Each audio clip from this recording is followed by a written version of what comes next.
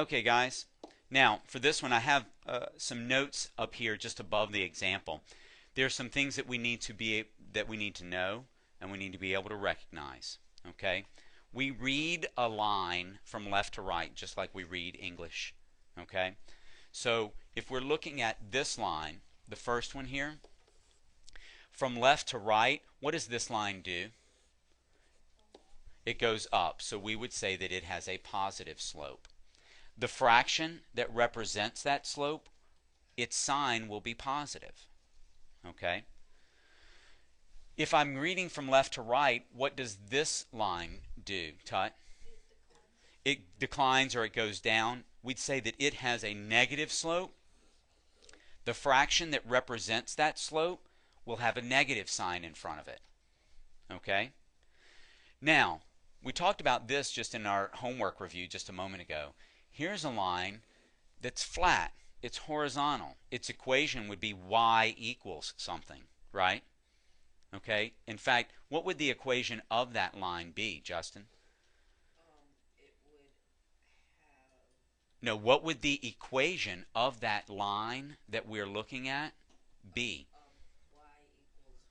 Y equals 1. Exactly. Okay? But does it rise at all? Does it run? Yeah, it runs, but it doesn't rise. That means the fraction would be 0 over whatever, 5, we could say. What does that equal? 0 over 5, or 0 over 12. What does that equal, Alex? 0? It equals 0. So we say that this thing has a 0 slope. Okay? Oh, now, Kai, let's look at this line.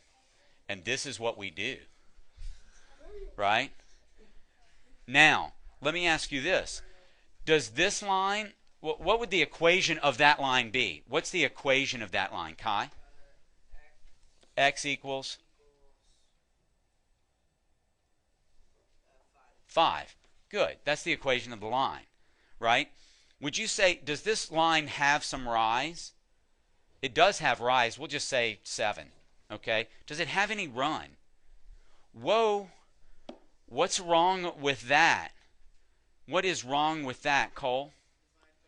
I'm dividing by 0. That is math jail, and this is what happens to you. Undefined. We call that undefined. A vertical line has undefined slope. Does that make sense, Tut? Yeah? Okay. Now, these two equations say, find the slope of the line shown. Okay, in example 2. And they give us 2 points. Here's 1 point for A. Okay, and there's another point. Now, I need a fraction to represent the slope, right, Homs? Now, imagine that these are city blocks. I can't go through people's backyard. I know you might, okay, hop over people's fences and stuff like that, and they call the cops. But the rest of us actually walk down the street to get from 2 points. What's the run? 3. The run is 3, and remember it's rise over run. So I'm going to put the 3 on the bottom, right? And what's the rise? You might see what the rise is to get to the next point. See, I'm trying to get from this house to this house, but I can't go through people's backyards, right? I have to go down the street. So now I have to rise. Do I rise, Alex? Yes. Yes. How much? By 2. 3. Good job. Now, that's not what the slope is because I don't like that. This slope's going to be, when I reduce it, 1 over 1. Is it a positive slope? Yes. Yes, because it's rising from left to right. All right. Let's look at the one here on the left. Okay. I'm going from, it looks like this point at 0, 1 to this point down here at 3, negative 3. Let me ask you something. I tend to always do rise first. I like to do rise first. Okay. Am I going up or am I going down to get to the next point? Hobbs? So I need to put a negative sign because I'm going down. And I'm going down 1, 2, 3, 4. Okay? And then when I run, I'm going over 1, 2, 3. All right? I always put my negative on top with the rise. I always put my negative on the top with the rise. With fractions, I can put a negative on the bottom or out